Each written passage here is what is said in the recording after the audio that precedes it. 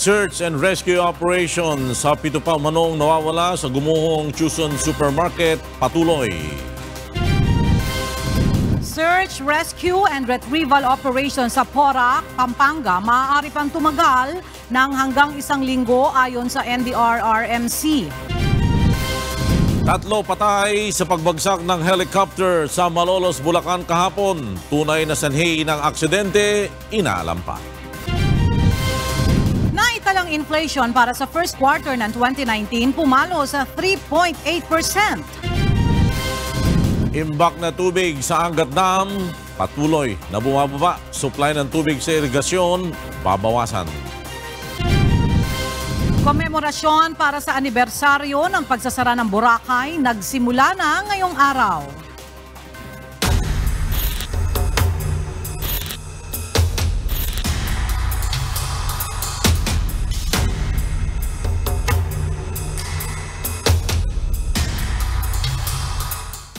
Magandang tanghali, inilabas na ng Police Regional Office 3 ang kopya ng CCTV footage ng Chuson Supermarket sa kasagsagan ng 6.1 magnitude na lindol noong Lunes. Narito ang report ni Joan Nano. Narecover na kahapon ng pulisya ang kopya ng CCTV footage ng gumuhong Chuson Supermarket sa Porac, Pampanga. Sa isang video, makikita ang ground floor ng gusali kung saan naroroon ang supermarket. Sa lakas ng pagyanig, nagtumbahan ang mga paninda mula sa estante at nagtakbuhan palabas sa mga empleyado. Nakuna naman sa ikalawang video ang second floor ng gusali na nagsisilbing opisina ng mga empleyado. Sa tindi ng pag-uga, bumagsak at nawasak ng buo ang ikalawang palapag ng gusali. Ayon kay Pampanga Provincial Police Director Colonel Jean Fajardo, malaking tulong sa kanila ang kopya ng CCTV upang makumpirma na wala ng taong naiwan pa sa loob ng gusali. Kahapon ay napasok na ng mga rescuer ang ground floor ng supermarket at kinumpirmang wala ng katawan na naipit doon. Ang nandun po sa area, talaga pong magkakadikit po yung mga flooring po. Mula po sa taas, nakakating po yung flooring ng third floor po, pababa po dun sa ground. So nag-hit po talaga sa ground yun, literally. Ang kagandahan lang po sir, is ito lang pong area na to sir ang bumagsak. Yung supermarket area po, buo po yun, hindi po yun bumagsak. Kaya yung mga fear po namin no, na mga customers na natrap po, ay na-confirm po na wala. Bagaman wala nang nakikitang senyales na may buhay pa sa ilalim ng gumuhong supermarket, tuloy-tuloy pa rin ang isinasagawang search and rescue at clearing operation sa lugar. Lahat po ng equipment na possible na gamitin to detect life po, and then yung cadaver, kasi we are on our 4th day. Kung meron po tayong natrap dyan na patay, sobrang mabaho na po. At wala po tayong nadedetect ngayon. Even yung K9 ma'am, nag-concentrate po doon sa area kung saan po naiwan po yung legs po ng ating first survivor. Samantala, tiniyak naman ang may-ari ng Chuson Supermarket na hindi niya tatakasan at handa niyang harapin ang mga kasong posibleng isampa laban sa kanya. Yung abogado naman niya is also in constant coordination doon sa ating team na magsasagawa ng investigations. From the day one, sinabi naman niya na hindi siya magtatago, tutulong impact siya. Sabi niya, tutulong din siya doon sa mga apektuhan. Napag-alaman ng mga otoridad na mayroong 9 na branch ang Chuson Supermarket. 5 sa mga ito ay matatagpuan sa Pampanga, habang ang iba naman ay nakapwesto sa Tarlac at Bataan. Joan Nano, UNTV News and Rescue, Porac, Pampanga. Kalinsabay ng clearing operation sa Chuson Supermarket sa Porac, Pampanga ay ang paghahanap pa sa 7 umanong nawawala sa pagguho ng gusali. At mula sa Pampanga may report si Nestor Torres live. Go ahead, Nestor. Yes, Flor, magandang tanghali. Tuloy-tuloy ngayon ang isinasagawang clearing operation simula pa nga kahapon hanggang ngayong araw dito sa gumuhong supermarket sa bayan ng Porac, Pampanga. Ayon kay Marlo Salazar, kanina nakausap natin si Sir Mario Salazar, Region 3 Office of the Civil Defense Officer. May 7 pang hindi pa nakikita sa listahan na nakatala sa local government unit. Dahil dito, tuloy-tuloy pa rin ang isinasagawa nilang search and rescue operation dito sa gumuhong gusali. Patuloy pa din nga ang pagsasagawa nila kung saan ay napasok na nga nila itong 4th floor at itong male quarter at yung third floor naman na female quarter. Sa ngayon, ang kanilang isinasagawa ay pinapasok naman nila, inaalis nila yung slab, yung mga nakaharang na mga debris, mga bato, doon sa second floor naman. Target nilang tapusin na pasukin pati ang ground floor kung saan nandoon lahat ng mga merchandise at mga paninda ng nasabing gusali. Subalit sa ngayon, may mga problema pa rin silang nagiging encounter nga dito dahil nga nahihirapan sila na alisin ang mga naglalakihang bato. Kinakailangan nilang gumamit pa ng mga crane at ng mga malalaking mga materyales para maalis. Pero wala niyang isinasagawa sila ngayon na retrieval operation. Ito ay search and rescue dahil 7 pa nga ang hindi pa natatagpuan ayon dun sa local government unit. Kaya inaasahan nila na sa mga lumapit at mga kamag-anak na nagtungo dito nung nakaraang Lunes na pumunta na dito sa nasabing lugar upang i-claim nga nila kung talagang nakita na nila yung mga nawawala nilang mga kamag-anak. Pero as of now, simula pa noong Lunes nung pumunta yung 7, yung mga kamag-anak, hindi pa rin pumupunta dito sa nasabing lugar. Sa ngayon, nagpapatuloy pa rin nga itong isinasagawa na clearing operation dito sa Porac, Pampanga sa Chuzon Supermarket at makikita nga natin na talagang may mga crane pa. Nandyan yung BFP, nandyan yung mga army, mahigit 50 na katao yung nagtutulong-tulong dito para lang maalis yung mga slab, yung mga pader at yung mga kisame na bumagsak. Pero hindi pa rin napapasok itong second at first floor na dapat nilang makita kung mayroon pang talaga na nawawala na tao na nandito pa dito sa nasabing supermarket. At yan muna ating latest live mula dito sa bayan ng Porac, Pampanga. Balik sa inyo dyan sa studio. Maraming salamat sa iyo, Nestor Torres, nag-ulat live mula sa Pampanga.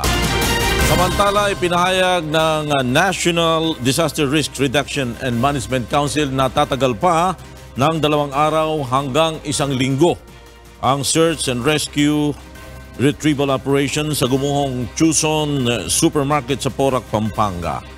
At mula sa Camp Crame, nasa telepono si Lea Ilagan para sa detalye ng balita. Lea. Magandang tanghali sa iyo, Flor. 2 araw hanggang 1 linggo pa ang kailangan para makumpleto ang search, rescue and retrieval operation sa gumuhong Chuzon Supermarket sa Porac, Pampanga. Ayon kay OCD Executive Director Yusek Ricardo Halad, batay ito sa briefing ng mga rescue teams kahapon sa Barangay Cangatba, Porac, Pampanga. Pero tiniyak ni Halad na nagsusumika pa rin ang mga rescue workers na tapusin sa lalong madaling panahon ang pag-clear ng mga debris sa gumuhong gusali at ma-recover ang lahat ng natabunan. Una nang iniulat ng mga rescue teams noong Miyerkules na wala ng signs of life sa gumuhong supermarket. Sa huling tala ng NDRRMC, nasa 1,230 ang bahay na napinsala kung saan 156 ang totally damaged at 1,074 naman ang partially damaged sa Bataan at Pampanga. Nakapagtala rin ng 138 damaged structures sa Region 3 at NCR ang NDRRMC kung saan aabot sa 505 million pesos na ang halaga ng napinsala sa mga eskwelahan, kalsada at tulay sa Region 1, 3, Calabarzon at National Capital Region. Balik sa iyo, Flor. Maraming salamat sa iyo, Lea Ilagan, nagulat mula sa Camp Crame. Nasawi ang isang negosyante at 2 iba pa sa pagbagsak ng sinasakyan nilang private helicopter sa isang palaisdaan sa Malolos, Bulacan kahapon. Narito ang ulat ni Nestor Torres. 3 patay sa pagbagsak ng isang helicopter sa Malolos, Bulacan kahapon ng tanghali. Kinilala ni Bulacan Police Chief of Police Lieutenant Colonel Emery Abati ang isa sa mga nasawi na si Liberato Laos, ang chairman at founder ng Laos Group of Companies. Ang Laos Group of Companies ang isa sa pinakamalaking multi-brand dealership ng mga sasakyan sa bansa. Kasama rin sa namatay ang piloto na si Captain Eder Coronel at ang bodyguard na si Wilfran Esteban. Wasak na wasak ang bumagsak na helicopter sa gitna ng palaisdaan sa Barangay Anilao, Malolos, Bulacan. Ayon sa Civil Aviation Authority, ang helicopter ay umalis sa Ninoy Aquino International Airport General Aviation papuntang San Fernando, Pampanga ng alas 12:28 ng tanghali kahapon. Alas 12:47 naman ng tanghali nang ito ay bumagsak. Ayon sa nakakita pa sa pangyayari, mababa na ang lipad ng chopper bago bumagsak. Kami na pang mga 12:45 ng tanghali, naglalanding na po sila. nung pag naghahanap po silang malalapagan. Ngayon siguro po iniisip nila yan malalim.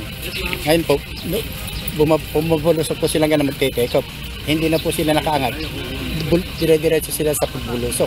Ngayon, pag tama po nila ngayon dyan sa taisdaan, sumabog ng malakas. Ngayon, yung mga pinto-pinto niya naghiwa-hiwalay. Kasama po yung mga sakay na tumilapon sa lakas ng pagsabog.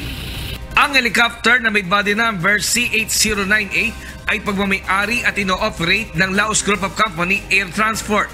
Nagpapatuloy naman ang investigasyon ng CAAP sa posibleng sanhi ng pagbagsak nitong helicopter. Sa ngayon ang ginagawa namin bali nire-recover pa lang namin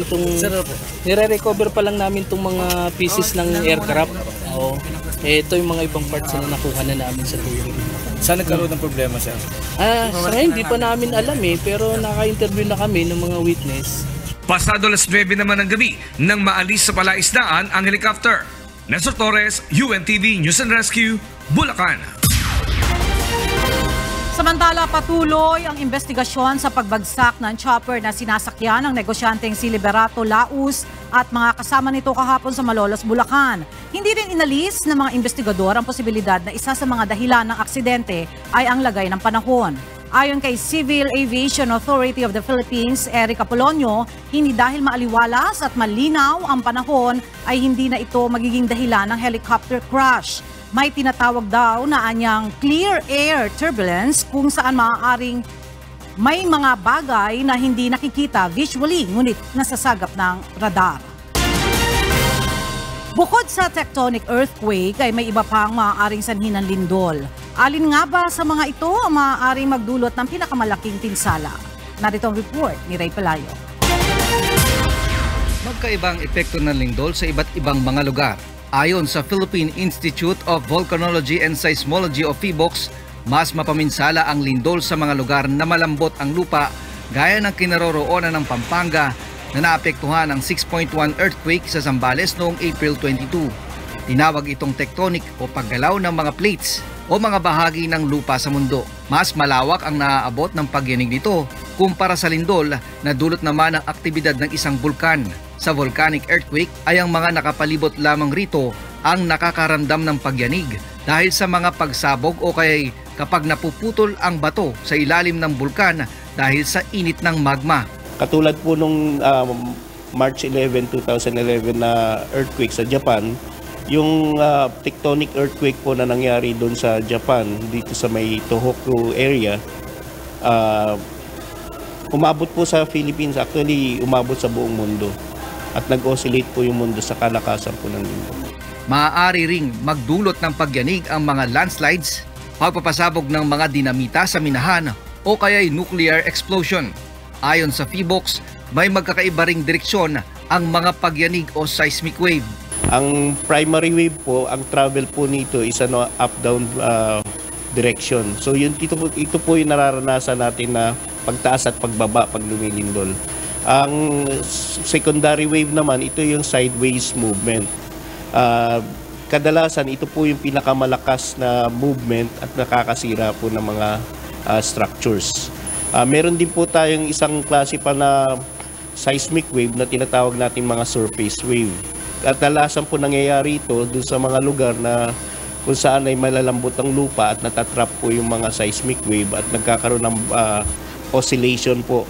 Kaya ito po naman ang nararanasan natin na parang dinuduyan tayo pag lumilindol. Sa Pilipinas ay gumagamit ang PHIVOLCS ng 10-point intensity scale na nakabase sa PHIVOLCS Earthquake Intensity Scale. Sa Intensity 1 ay hindi mapapansin ng ibang tao sa bahay pero maaaring maramdaman ng nakahiga ang bahagyang paggalaw at bahagyang nagagalaw din ang mga kasangkapang nasa alanganing posisyon. Bahagya ring natitinag ang tubig na nasa isang lalagyan. Sa Intensity 2 naman ay mapapansin ang bahagyang pagkilos ng mga nakabiting bagay sa bahay habang kapansin-pansin na ang paggalaw ng tubig na nasa isang lalagyan. Kapag Intensity 3 naman ay nararamdaman na ito ng karamihang tao na namamahinga sa loob ng bahay o gusali, lalo na ang mga nasa mataas na palapag. Maaaring makaramdam ng pagkahilo o pagkalula ang ilan. Ang Intensity 4 naman mararamdaman na ng halos lahat ng tao sa loob ng bahay at gusali at ng iba pang nasa labas. Malakas na umiindayog ang mga nakabiting bagay habang yumayanig na rin ang mga pinto at bintana. Maaaring makarinig ng mahinang ugong o dagundong mula sa kapaligiran. Kapag intensity 5 naman ay mararamdaman na ang pagyanig ng lahat maging ng mga natutulog. Nagkakalampagan na at maaaring mabasag ang ilan sa mga plato at baso habang ang ilan sa mga maliliit na kasangkapan ay nahuhulog o natutumba. Matatapon o liligwak na rin ang tubig sa lalagyan. Mapapansin din ang pag-uga ng nakahintong sasakyan, gayon din ang pagyugyog ng mga sanga at dahon ng mga puno at halaman. Sa intensity 6 ay mawawalan na ng panimbang ang iba at ang nagmamaneho ay mararamdaman ang tila na flat ng gulong. Maaari na ring magbitak ang mga palitada ng mga pader at maaaring magkaroon ng ilang landslides at paggulong ng malaking bato sa mga bulubunduking lugar. Kapansin-pansin na ang pagyugyog ng mga puno. Mapaminsala na ang intensity 7 kung saan nahihirapan ng makatayo ang mga tao na nasa mataas na palapag. Maaaring magdulot na ito ng malaking pinsala lalo na sa mga lumang estruktura. Maaari na ring bumuka ang lupa at pagkakaroon ng landslides. Kapag intensity 8 ay hindi na makakatayo ang mga tao at maraming malalaking gusali at tuloy na ang malubhang na pinsala. Maaari ring mabaluktot o mabali ang mga riles ng tren. Humihilig, gumuguho o lumulubog ang mga matataas na gusali dahil sa liquefaction o paglambot ng lupa. Sa intensity 9 ay may malawakang pagkasira ng mga estruktura at pagkatumba ng mga poste. Mas malalakas ang pagsampa ng mga tubig sa ilog at lubhang pagkasalanta naman ng mga estrukturang gawa ng tao ang senaryo sa intensity 10. Ray Pelayo, UNTV, News and Rescue, Quezon City. Bumalo sa 3.8% ang headline inflation ang pagtaas ng mga bilihin at serbisyo para sa first quarter ngayong taon. Mula sa Maynila, may report si April Senedoza live. Magandang tanghali sa iyo, April.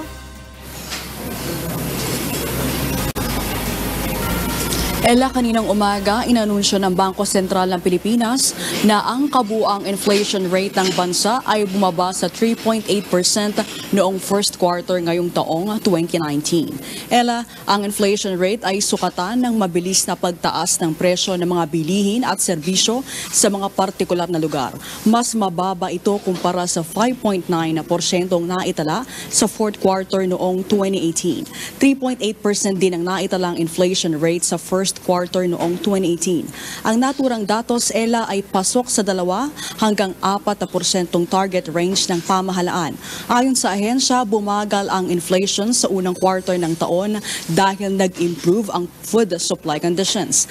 Ang inflation expectations naman ng mga private sector economists ayon sa BSP ay mababa para sa taong 2019 at 2018. Binanggit ng mga ito na ang pagpapatupad ng rice tariffication law at ang pagbaba ng presyo ng krudo sa world market ay ang mga posibleng downward risk ng inflation ngayong taon. Yan muna ang latest dito sa Maynila. Balik sa iyo, Ella. Maraming salamat, April Senedoza live na nagulat mula sa Maynila. Nagbitiw na bilang managing editor ng Manila Times ang mamahayag na si Felipe Salvosa II ilang araw matapos mailathala ang isang AUS Duterte Matrix. Nakasaad sa naturang matrix ang mga abogado at journalists na umunay kasama sa planong pagpapatalsik sa pwesto kay Pangulong Rodrigo Duterte. Sinabi nito sa isang panayam na nagdesisyon siyang umalis sa naturang pahayagan matapos hindi magustuhan ng mga may-ari nito ang kanyang mga saloobin sa naturang artikulo. Samantala, naglabas naman ng pahayag ang management ng Manila Times kung saan nilinaw nito na hindi nag-resign kundi pinagbitiw nila si Salvosa. Bunsod nila ito ng paglalathala sa Salvosa ng kanyang statement sa social media nang hindi muna sumasangguni sa kanilang chairman emeritus na si Dante Ang. Nanindigan din ang pahayagan na galing sa credible source ang inilabas nilang matrix dahil galing mismo ito sa Office of the President at hindi rin ito PR story kundi isang legitimate news item. Patuloy na bumababa ang level ng tubig sa Angat Dam na pinagkukunan ng supply ng 76% ng tubig sa Metro Manila. Dahil sa pagbaba ng level, babawasan ang supply ng irigasyon sa mga taniman na kumukuha ng supply dito. Mula sa Quezon City, may report si Mai Bermudez live. Yes, Mai? Yes, Ella, magandang tanghali. Umabot na lamang sa 180.73 meters ang water elevation level ng Angat Dam na pinagkukunan ng mayorya ng supply ng tubig sa mga kabahayan sa Metro Manila at irigasyon sa mga lalawigan ng Bulacan at Pampanga. Dahil dito, ayon sa National Water Resources Board, ay babawasan ang supply sa irigasyon mula sa 35 cubic meters sa buwan ng Abril ay magiging 10 cubic meters na lamang ito sa darating na buwan ng Mayo. Mananatili naman ang supply sa MWSS na 48 cubic meters hanggang sa susunod na buwan. Pero kahit na patuloy ang pagbaba ng level ng Angat, ay sinaguro naman ng NWRB na hindi pa babawasan ang supply para sa MWSS at sa domestic households. Dahil sa umiiral na weak El Nino sa bansa, inaasahang mula Mayo hanggang Agosto ay may patuloy na pagbaba sa antas ng ulan, pero at least daw sa susunod na 3 buwan ay magiging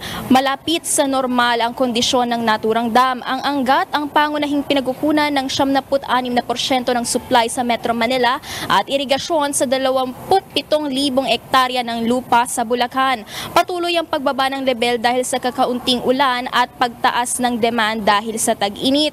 Tuwing tag-ulan, ang normal na level ng Angat ay umaabot ng 212 metro. Patuloy na babantayan ng ahensya ang antas ng supply sa dam. Ella, siniguro naman ng NWRB na kahit pa lumindol simula nitong Lunes ay wala naman daw naging significant na damage ito sa istruktura ng dam. Pero pinayuhan ng ahensya ang ating mga kababayan na magtipid ng at least 4 na litro ng tubig kada araw dahil makakatulong daw ito para makaipon ng 48 million liters a day na mapagpapanumbalik dito nga sa antas ng level ng dam. Yan muna ang latest. Balik sa iyo, Ella. Maraming salamat, Mai Bermudez live na nagulat mula sa Quezon City. Lumalawak at nadadagdagan pa ang halaga ng pinsala ng El Nino sa agrikultura sa bansa. Mula sa Quezon City, nasa telepono si Ray Pelayo para sa detalye ng balita. Yes, Ray. Sir, umabot na sa halos 8 bilyong piso ang halaga ng pinsala sa agrikultura sa bansa dahil sa epekto ng El Nino. Mula ito sa halos 278,000 na hektarya ng agricultural land at mahigit sa 247,000 mga magsasaka at mangingisda. Pinakamarami ang naapektuhan ang pananim na palay at mais, kasama na ang high-value crops at isda. Sinabi ni Agriculture Secretary Manny Piñol sa programang Get It Straight with Daniel Razon na wala pa namang 1% ang pinsalang ito sa inaasahang produksyon sa palay ngayong taon na 20 million metric tons. Sa mais naman ay halos 3% ng target production na 8.64 million metric tons ang nasira. Sa ngayon ay nagsasagawa ng cloud seeding operation ang DA sa mga lugar na apektado ng tagtuyot. Samantala, umabot na sa 41 ang mga lugar na nakararanas ng drought kung saan sa nakalipas na 3 magkakasunod na buwan ay nabawasan ng mahigit sa 60% ang naranasang ulan. Naging normal naman ang naranasang ulan sa Cagayan at Isabela, kaya't di na sila nakasama sa mga lugar na nakataas ng nakaranas ng meteorological drought. Ayon sa Pag-asa, posibleng tumagal pa ng hanggang Agosto ang pag-iral ng El Nino, subalit sa Mayo ay inaasahang maraming mga lugar na sa bansa ang makakaranas ng normal na dami ng ulan. Flor? Maraming salamat sa iyo, Ray Pelayo, nagulat mula sa Quezon City. Formal nang binuksan ng Boracay Interagency Task Force ang Sustainability Week ng Boracay Island. Tampok sa unang araw ang makukulay na mga paraw, food festival at retro music. Mula sa Boracay, nasa telepono si Vincent Arboleda para sa detalye ng balita. Yes, Vincent. Yes, Flor. Love Boracay. Ito ngayon ang tawag sa Sustainability Week na formal lang binuksan ngayong araw dito sa isla ng Boracay. Ito ay bilang selebrasyon hindi dahil sa Boracay closure o pagpapasara ng isla, kundi ng simula ng rehabilitasyon at pagbabago ng isla ng Boracay. Tampok sa unang araw ng week-long celebration ay ang paglalayag ng mga makukulay na mga paraw. Isang uri ng bangka na may dalawang layag, walang motor at hangin lamang at katig ang nagpapatakbo para makapaglayag sa dagat. Mayroon ding food festival at retro music sa Lake Town area kung saan makikita ang wetland number 4. Ipinagmalaki naman ni Secretary Roy Cimatu ang kalinisan ng isla, particular na ang White Beach. Ang dating beach na puno ng lumot kung summer, ngayon mas malinis at maganda na kumpara noong nakaraang taon. It has something to do with the quality of the water. So we were able to bring down the coliform level, and we have seen already, I was shown a picture of last year. Grabe, that was exactly April 25 last year. So they told us that during summer it will come naturally. It's a natural phenomenon. But hindi pala. Just clean the water pala. Ayon pa kay Cimatu, malinis at mababa na lamang ang coliform level sa tubig ng mga beaches sa Boracay. The pipe that were illegally buried under the sand, pumupunta doon. Iyan ang culprit. Matatandaan na noong nakasagsagan ng Boracay closure ay may mahigit sa 40 area sa White Beach na nakahukay na may mga illegal pipes na nagdi-discharge ng sewerage water diretso sa dagat. Bagay na tinanggal ng Boracay Interagency Task Force at pinagmulta ang mga nakitang violating establishments. Sa ngayon ay patuloy pa rin ang monitoring ng DNR sa water quality ng isla ng Boracay kasabay ng pagpapatupad ng mga kaukulang batas sa isla. At yan muna latest live, balik sa iyo, Floor. Maraming salamat sa iyo, Vincent Arboleda. Nagulat mula sa Boracay. Good afternoon. Here are the top stories from around the globe. U.S. President Donald Trump said on Thursday that China's President Xi Jinping would be coming soon to the White House, fueling anticipation that the world's two largest economies may be close to finishing a trade deal. Leah Panganiban has the story. U.S. President Donald Trump said on Thursday, April 25, he would soon host Chinese leader Xi Jinping at the White House, setting the stage for a possible agreement on trade between the world's two largest economies. Trump was addressing families at a Bring Your Child to Work event on the White House grounds when he made the statement. Your moms and dads are working very hard to keep our country safe from danger and to keep America prosperous, thriving, and strong. They're fighting for better health care and better schools to help millions of other families just like yours. And they're making sure that the White House puts its best foot forward when we welcome foreign leaders on American soil. The White House said on Tuesday that Treasury Secretary Steven Mnuchin and U.S. Trade Representative Robert Lighthizer will travel to Beijing for additional talks on a trade dispute that has led to tit-for-tat tariffs between the two countries. They are reporting, your parents, on our country, and that's the White House press corps. They report. They let you know how we're doing, and oftentimes they report correctly. Actually, most of the time. Your parents all the time, right? All the time or most of the time? What do you... All right, all the time, see?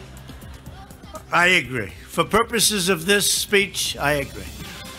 Beijing and Washington are seeking a deal to end a bitter trade war that has cost them billions of dollars, disrupted supply chains, and rattled financial markets. Leah Panganiban, UNTV News and Rescue. The Duke of Cambridge, Britain's Prince William, arrived at Christchurch Hospital on Friday, April 26, to meet with hospital staff and survivors of the Christchurch shooting in which 50 people lost their lives. The Prince was greeted by a cheer as he stepped out of his vehicle and greeted hospital staff. Later on Friday, the Prince is set to visit the two mosques where a gunman shot dead 50 people on March 15. The suspected white supremacist from Australia has been charged with 50 counts of murder over the shootings on March 15 and will next appear in court in June. Standing in solidarity with victims of the recent Easter Day attacks which struck Colombo, Dubai's Burj Khalifa, the tallest and most famous skyscraper in the world, lit up to the colors of Sri Lanka's flag on Thursday evening. Stephanie C. reports. Dubai's iconic Burj Khalifa lit up in the colors of the Sri Lankan flag on Thursday in a display of solidarity with the Indian Ocean island country that was targeted by suicide bombers on Easter Sunday. At least 250 people were killed in a series of coordinated blasts at churches and hotels in the Sri Lankan capital, Colombo. Islamic State has claimed responsibility for the attacks, which involved 9 suicide bombers, according to Sri Lanka's government. Sri Lankan officials revised the death toll down by about 100 on Thursday, blaming the difficulty in identifying body parts at bomb scenes for the earlier inaccurate number. The new official figure was 253, down from an earlier 359, Deputy Defense Minister Ruwan Wijewardene said. He blamed inaccurate data provided by morgues for the discrepancy. The world's tallest building at over 828 meters, the Burj Khalifa, sits in the downtown area of the United Arab Emirates' largest city. Stephanie C., UNTV News and Rescue. Greek artist Virginia Asioti's work is seen by thousands of people every week, but none of it is digital. Sonny Cos has the story. As the designer of hand-painted billboards that hang over the entrance to Athens' Athenaeum Cinema depicting the newest film release, Greek artist Virginia Asioti can count on a regular audience without having to embrace the internet. Her latest work set the scene for the Greek opening of Avengers Endgame. From Disney's Marvel Studios, the culmination of 22 Marvel films since 2007, which could break global box office records. Sticking with hand-painted billboards continues a tradition introduced in 1960 at the 970-seat cinema when it was founded by Asioti's grandfather and great-uncle. One of the city's oldest cinemas, it is the only one that still crafts its billboard posters by hand. Το πιο βασικό από όλα, υπάρχει η ανθρώπινη χειρονομία. The most basic difference is there is the human touch, which will draw the gaze whatever it may be. It stands out. The gaze will stay on it. It is not static. It is like something alive. Είναι σαν να μην είναι στατικό. Είναι σαν να είναι ζωντανό, σαν να έχει... The cinema's location on a busy intersection in the Ampalocapi district of the city guarantees a big audience for her work and allows passers-by an opportunity for escapism, however brief, she said. Asioti, a fine arts graduate who also sings and plays music, spends 3 to 4 hours a day at a time to complete a poster and produces between 20 and 25 each year. The size of the billboards, which average 6.2 by 2.20 meters, pose a regular challenge, she says, because she is quite petite. Sonny Cos, UNTV News and Rescue, USA. And those are the stories from around the globe. I am Asher Kadapan Jr. Good afternoon.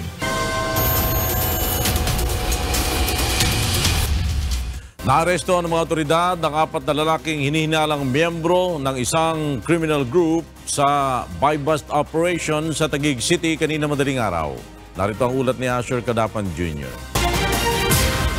Matapos ang ilang buwang pagmamanman, naaresto sa isinagawang buy-bust operation ng National Capital Region Police Drug Enforcement Unit at Philippine Drug Enforcement Agency ang 4 na tulak ng droga sa may C6 Road, Barangay Napindan, Taguig City kaninang madaling araw.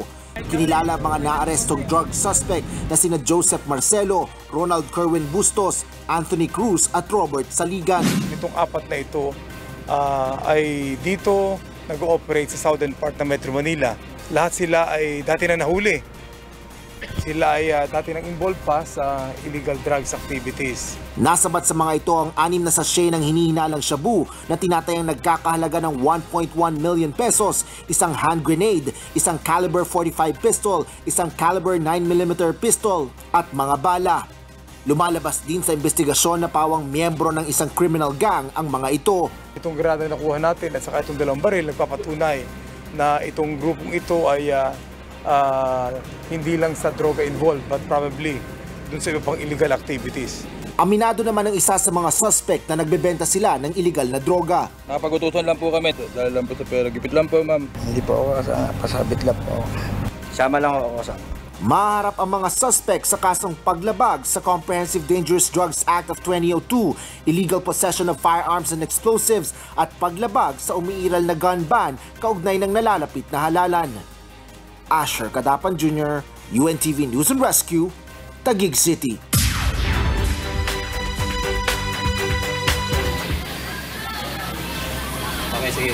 Maayong udto, narito mga balitang ating tinutukan sa iba't ibang panig ng bansa. 10 barangay sa Zamboanga City ang walang high school building dahil hindi makahanap ng lugar ang Department of Education para pagtayuan ng gusali. Narito ang ulat ni Dante Amento. 10 barangay in Ciudad de Zamboanga, Illinois pa siyempre access na eskwela, particularmente el eskwela sekundarya. Incluido aquí el Calabasa, Buena Vista, Latap, Rio Hondo y Landangua. Según con el Departamento de Educación, División del Ciudad de Zamboanga, tatormenta sila busca tierra para planta edificio de eskwela. Of the 10, we only resolved one high school, that is Landangua National High School.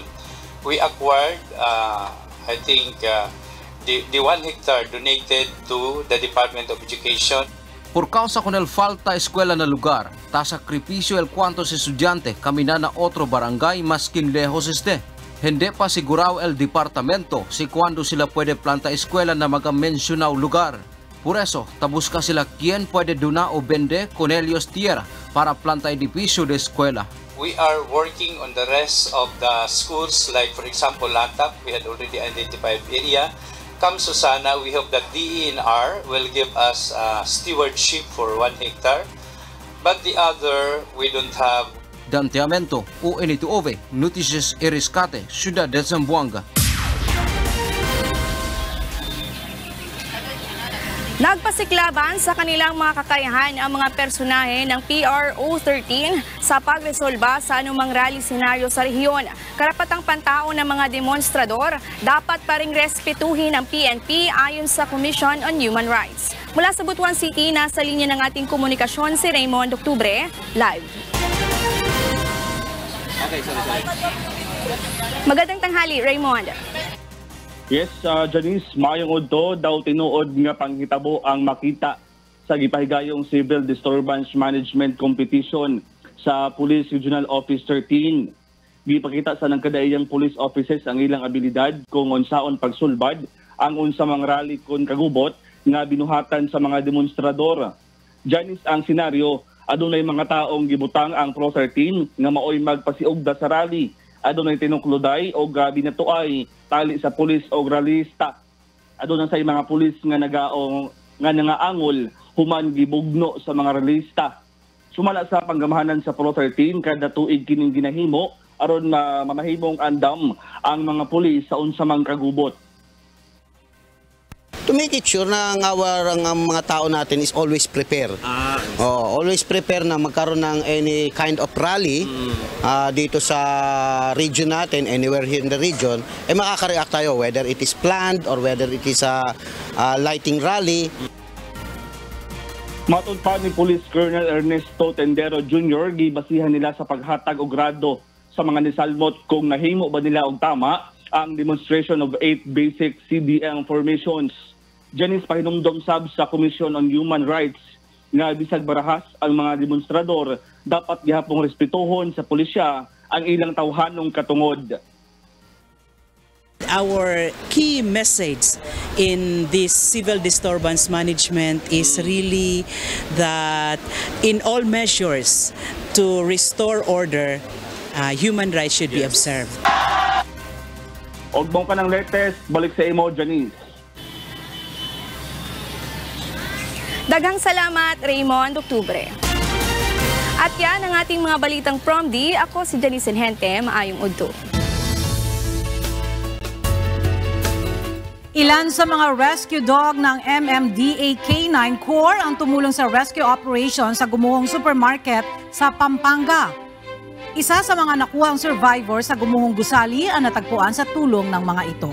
Kilalanin natin kung sino-sino ang mga rescue dog ng MMDA.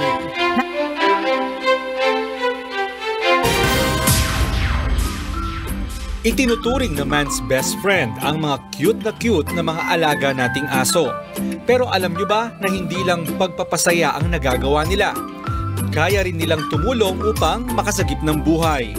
Matapos ang malakas na lindol na tumama sa Luzon, hinahangaan at kinagigiliwan ang kagitingan ng rescue dogs ng MMDA K9 Corps.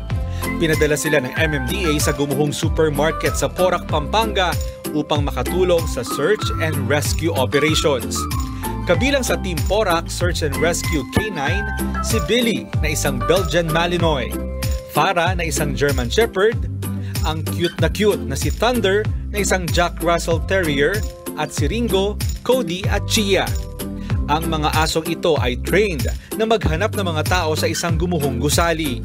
Sa nangyaring rescue operation, isang tao ang na-recover na buhay sa tulong ng mga rescue dog ng MMDA.